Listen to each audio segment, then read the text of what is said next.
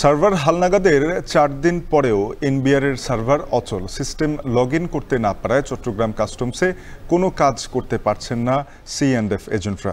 এ বিষয়ে বিস্তারিত জানাতে চট্টগ্রাম কাস্টমস হাউস থেকে যুক্ত হয়েছেন সহকর্মী হাজিরা শিউলি।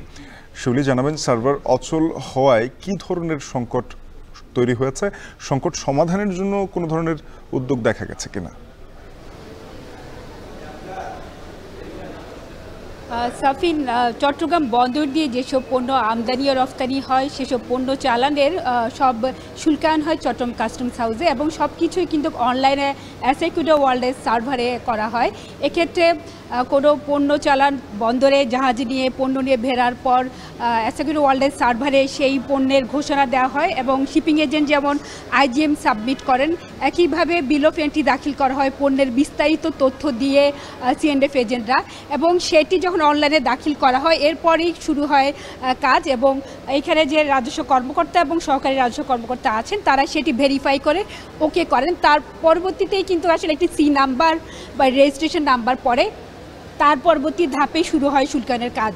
কিন্তু এই যে প্রসেস সেই এখন আজকে কিন্তু একেবারেই তারা সিস্টেমে প্রবেশ করতে পারছেন না, কোনো আইডি লগ ইন হচ্ছে না, এবং এই যে এখানে যে হলরুম আছে এবং যে লং রুম এখানে যে কাজগুলো চলে প্রত্যেকটা এখন কিন্তু টেবিলগুলো অনেকটা ফাঁকা, যেহেতু কোনো কাজ হচ্ছে না বা শুল্ক কর্মকর্তারা সিস্টেমে প্রবেশ করতে পারছেন না, তাই অনেকেই কিন্তু অনুপস্থিত। তবে C&F এজেন্টরা কিন্তু অপেক্ষা করছেন যে কবে যদি সার্ভার সচল হয় তাহলে তারা তাদের কাজগুলো করবেন। এক্ষেত্রে যেহেতু 1 ঘন্টা বা যদি আধা ঘন্টাও যদি সিস্টেমে কাজ বন্ধ থাকে তাহলে কিন্তু বিপুল পরিমাণ ফাইল আটকে যায়, এবং প্রতিদিন প্রায় 7 থেকে 8 হাজার বিল অফ এন্ট্রি অ্যাসেকুডো ওয়ার্ল্ডের সার্ভারে জমা পড়ে। সেক্ষেত্রে রফতানি চালানো কিন্তু আছে প্রায় 4 থেকে 5 হাজার। এক্ষেত্রে কিন্তু আমদানির পাশাপাশি রফতানিও কিন্তু বিঘ্নিত হচ্ছে, বিশেষ করে অ্যাসেকুডো ওয়ার্ল্ডের সার্ভারে যে রফতানি চালানো সেগুলো শুল্কায়নের পরে কিন্তু সেগুলো শিপমেন্ট করা হয়। এক্ষেত্রে যেহেতু কাজ বন্ধ আছে, বিপুল পরিমাণে ফাইল আটকে গেছে, আমদানিকারকরা তাদের অ্যাসেসমেন্ট বা শুল্কায়ন কাজ করতে পারছেন না। এক্ষেত্রে যেহেতু শুল্কায়ন সম্ভব হচ্ছে না, তারা শুল্কও পরিশোধ করতে পারছে না, চট্টগ্রাম বন্দর থেকে পণ্য ডেলিভারি নিতে পারছেন না।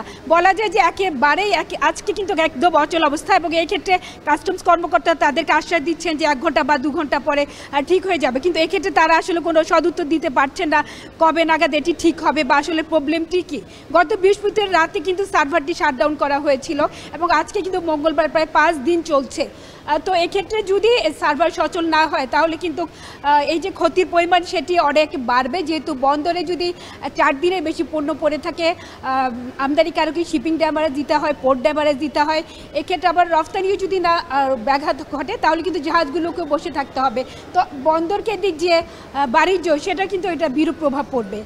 সাফিন, এই ছিল আমার কাছে এখনকার মতো চট্টগ্রাম কাস্টমস হাউসের সার্ভার যে জটিলতা এবং সমস্যা তার সব শেষ। এনবিআরের সার্ভার অচল থাকায় বিপাকে বন্দর কেন্দ্রিক আমদানি রপ্তানি চট্টগ্রাম কাস্টমস হাউসের খবর জানাচ্ছিলেন সহকর্মী হাজিরা শিউলি।